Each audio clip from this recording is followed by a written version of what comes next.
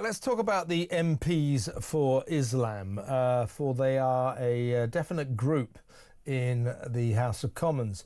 In fact, they are technically the joint fifth biggest group in the House of Commons.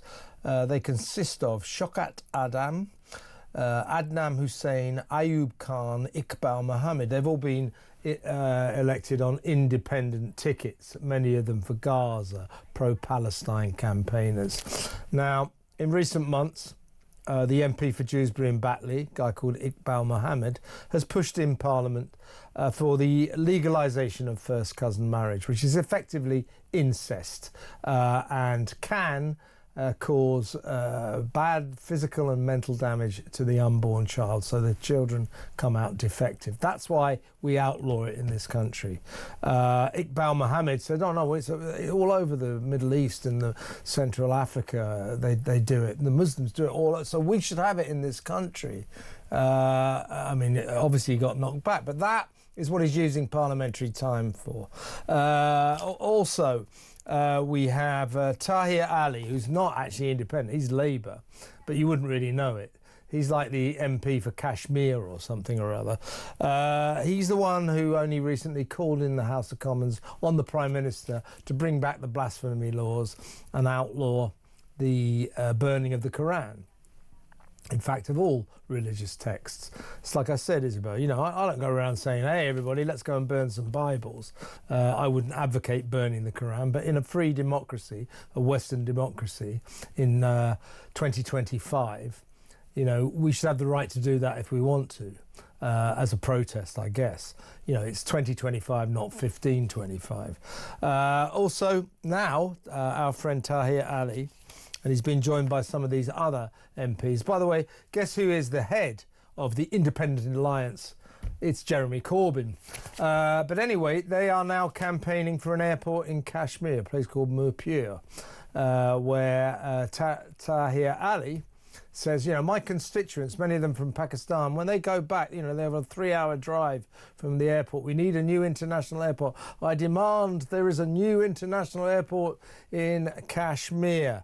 This is a guy who represents Birmingham Hall Green and Moseley, where currently, it being Birmingham, the garbage is up to here, literally neck deep in some places, and there are rats the size of cats running around the streets. And this guy says his major preoccupation is a new airport for Kashmir. You know, I suppose democratically they stand on these tickets. I stand for Gaza, I stand for Palestine. If they get the most votes, that's democracy for you. But I think it's a worrying syndrome that we have an increasing number of MPs, representatives of the British people, who seem to have very little interest in Britain and the British people. That's a worrying thing, isn't it? It really is. So the question is, have these MPs forgotten where they come from? Have they forgotten that they sit in the British Parliament? Or is the problem that they haven't forgotten where they come from, and actually their primary allegiance is not to the UK and is actually to Kashmir or wherever else it may be that they are campaigning for? They will say, well, I've got, you know, masses of constituents from Kashmir, but fine, that may be all well and good, and I could understand why they might be representing those people on certain fronts of particular interest within the UK. But I can't see any justification for trying to persuade other members of Parliament and indeed ultimately, once again, the British taxpayer, that there's a real cause for supporting a international airport in Kashmir, so that those constituents from Birmingham, wherever else it may be, are not inconvenienced on their journey back on holiday. Or is it journey back home? Which is it? Because that's at the heart of this, isn't it? Where do you actually live? What is your home country? What's a holiday? Or what is your real identity here? Yeah, and what on earth is this guy Iqbal Mohamed, the MP for Dewsbury and Batley? What is he doing calling for the legalisation of first cousin marriages? I mean, you ask any doctor, that is quite simply a bad thing. It is a backward thing. No sensible, no sentient Western country would allow such a thing. What does he think he's doing?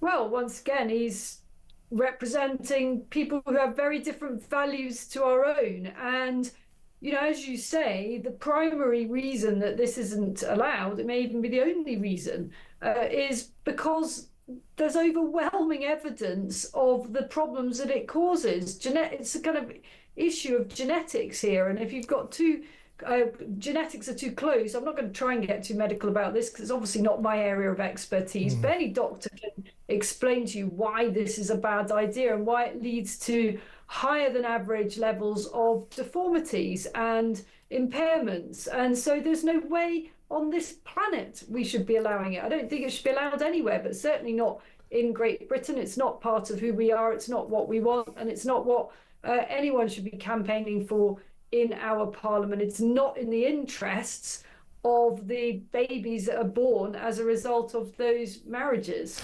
Well, the MP for Central Africa, Dewsbury and Batley, Iqbal Mohamed, thinks otherwise, and here he is outlining his case.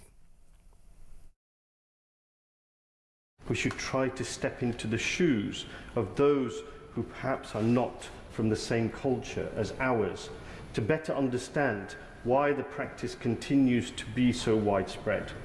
An estimated 35 to 50% of all sub-Saharan African populations either prefer or accept cousin marriages, and it is extremely common in the Middle East and in South Asia.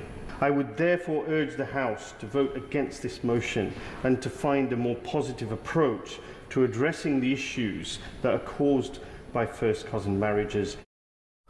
Oh, well, if it's popular in sub-Saharan Africa, why didn't he say? Well, in that case, we should bring it in right away. What on earth does that guy think he's saying? What is he doing? That is outrageous, isn't it? That is a massive waste, a disgraceful waste, I would say, of House of Commons time.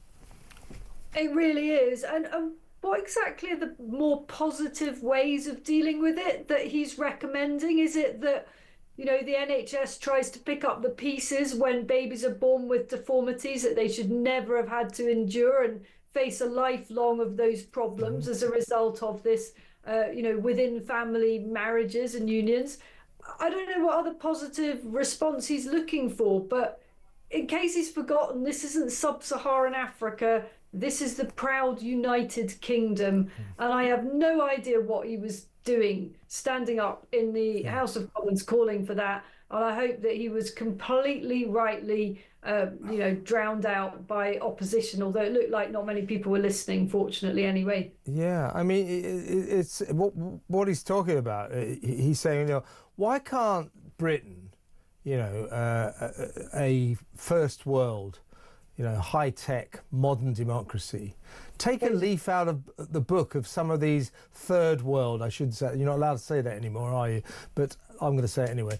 Take a leaf out of some of these third world backward countries and be like them. I mean, it's just unbelievable, isn't it? At the moment, we're desperately trying to not look like a third world country, although... Give it a while, we'll be there. I think this government is trying very hard. We're heading in that direction anyway, and we don't need any MPs encouraging us further down that route. The UK already looks third world. You only have to look at the streets of Birmingham, as you say, with the rubbish everywhere, to know that we're rapidly descending into the grubbier parts of Pakistan and Bangladesh. What we don't need is more babies with problems that they didn't need to have to endure as a result of importing cultural practices or religious practices that have nothing to do with our country and no place in our country. And all the places that he's talking to in the fullness of time, in the fullness of time, will actually grow out of this. They will realise that we're right and they're wrong, but they're not there yet. But Mr. Iqbal, Mr. Mohamed, hasn't quite got the memo yet. But there you are.